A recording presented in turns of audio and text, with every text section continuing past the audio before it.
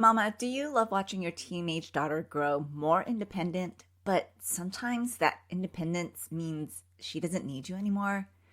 Are you exhausted trying to keep a close relationship, but where your girl doesn't even feel that you're attacking her all the time? Are you feeling worn out from the roller coaster ride the teen stage has on you? Raising your daughter during the teen stage is turbulent for a reason. There are many ups and downs you are going to be experiencing as a mom of teen girl. Today, I want to give you hope and assurance, Mama.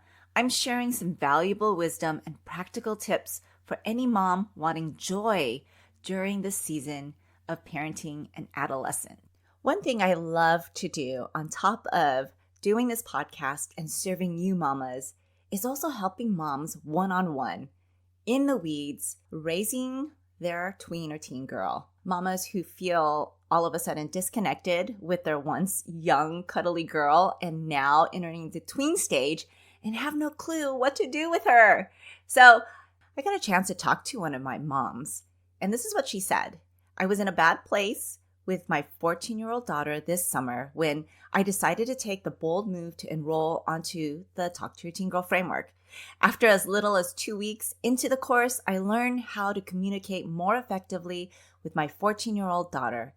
I feel now I have the tools to handle conversations better and approach my daughter with love, empathy, and without judgment, something I honestly struggled with before.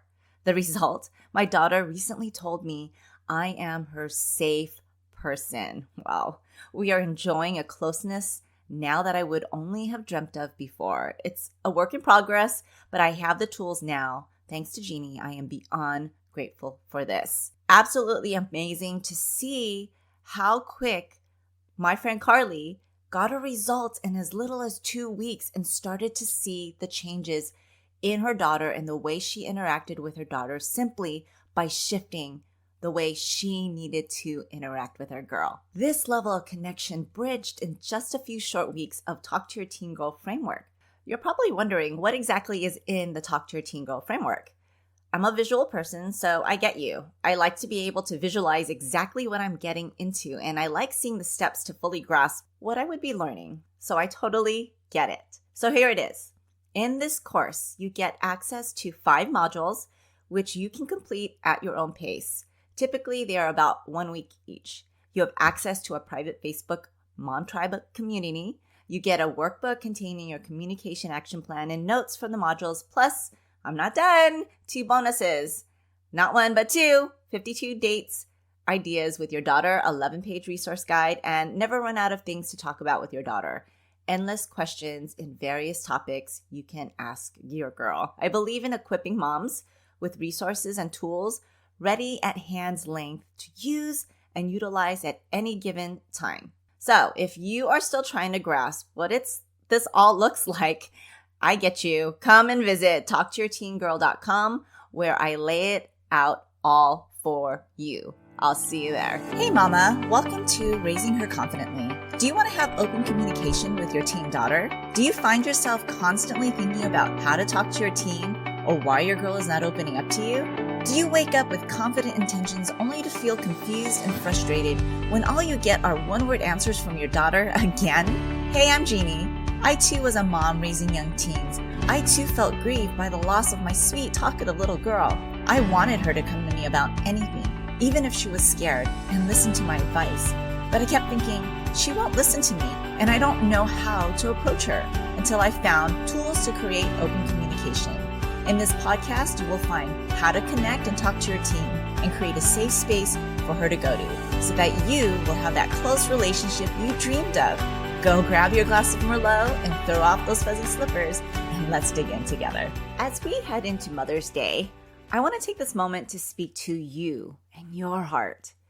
I remember as a freshly new college student and dreaming of my future, I would graduate with a degree, have a job in teaching, get married, buy a house, and start a family. I would be a mom. I dreamt of having children I could raise, love, and pour into in their developing years. And as scary as pushing a baby out was, bringing the little bundles of joy home and caring for the essential needs and watching them develop into this crawling, walking, babbling, and chatty young being, raising them in a faith-filled home that me and my husband were able to shape their thoughts, character, beliefs through boundaries and teachings we had in place. That was the joy of motherhood, raising my kids. And being a mom was physically tiring back then, but so rewarding. As a mom of teens, I recall equating it to the toddler stage, but more emotionally tiring than physical. It was a different type of tiring, right? Maybe you agree with this as well, that it is the toddler stage, but instead of physically being tired, chasing a toddler around, it's mentally draining with the emotions that we are helping our daughters deal with during this stage. We love them just the same, and frankly can love them so much that we fear of their future. And this fear can set in and dictate how we interact with our teens.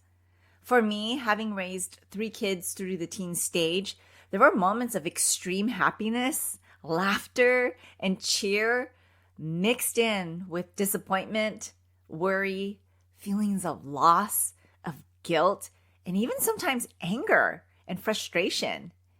Maybe you too, mama, find yourself tired, exhausted, and at times also extremely elated when it comes to raising your teenage daughter. But sometimes the journey ahead seems so far when the weeds of challenges with your girl often hits you like a ton of bricks. Other times you feel hopeful when a spark of connection between you and your girl happens on a good day, right? And she dictates that. I want to share some wisdom with you. I do not take credit for it, for this simple yet impactful statement that has actually put me through thriving the teen stage. It comes from a verse in the Bible. If you're interested in looking it up later, it's from 1 Thessalonians 5:16. And it says, rejoice always. Super simple, yet impactful in these 2 words. Other versions say, always be joyful. Not when it's convenient, not when things are going your way, not when things are good, not when your daughter is opening up to you. Mama, we rejoice always, all the time. We are joyful always. Not one moment where you are not full of joy. Not one moment, but in all moments. In any circumstances in raising your girl, we want to rejoice always.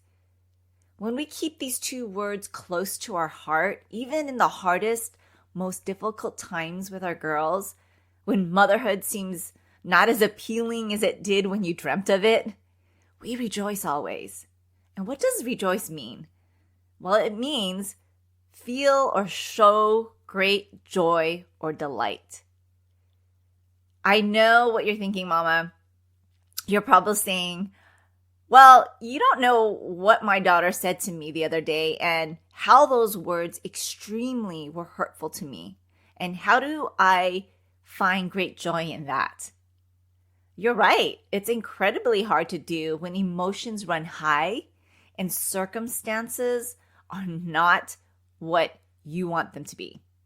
They're not worth celebrating. But I want you to hear me out for a minute. When we can remember to rejoice always, what happens to you, us, me? Our perspective begins to shift, and we begin to see a bigger perspective, bigger than what is happening in the now, in the right now. We can often get lost in how we're feeling, how our daughter's hurting us, how we're sad of the disconnection we are having through the teen stage, and lose the dream of what you want for yourself and your daughter in the future. It starts to look bleak. But if we can remember those 2 words of rejoice always, we can find delight. We can find delight even in the not so great circumstances. For me, joy in my Heavenly Father and His faithfulness and intentions are always good. So I find joy in that. I don't put my joy in my circumstances. I put joy on something that's greater and bigger than me.